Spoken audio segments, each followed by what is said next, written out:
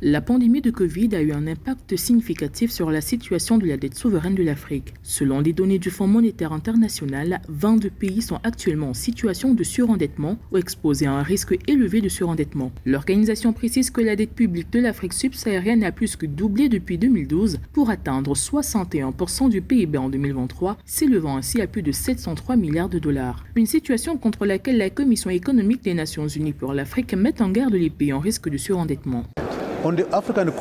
Sur le continent africain, il y a plus de 20 pays qui sont très endettés ou en situation de surendettement et tôt ou tard, ce nombre augmentera. Il n'y a pas d'alternative définitive et c'est pourquoi nous attendons avec impatience la contribution du sommet du futur où la réforme de l'architecture financière internationale sera abordée.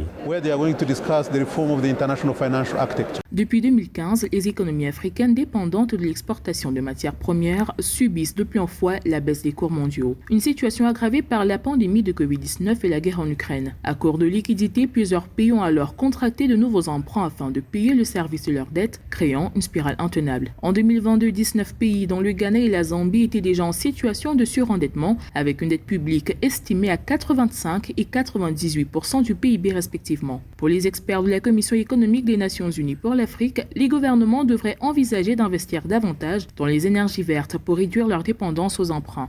Nous ne pouvons pas aborder la question de l'énergie pays par pays.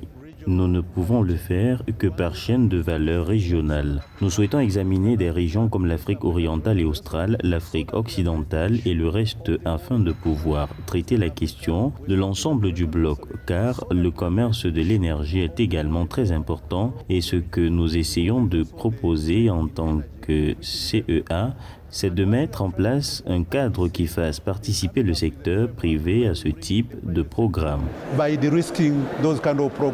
Le Fonds monétaire international estime que les pays d'Afrique subsaharienne avec un ratio médian doivent augmenter leurs dépenses d'au moins 20% du PIB pour atteindre les objectifs de développement durable en matière de santé, d'éducation et d'infrastructures d'ici 2030. L'adaptation au changement climatique devrait nécessiter des milliards de dollars de plus chaque année pour le continent.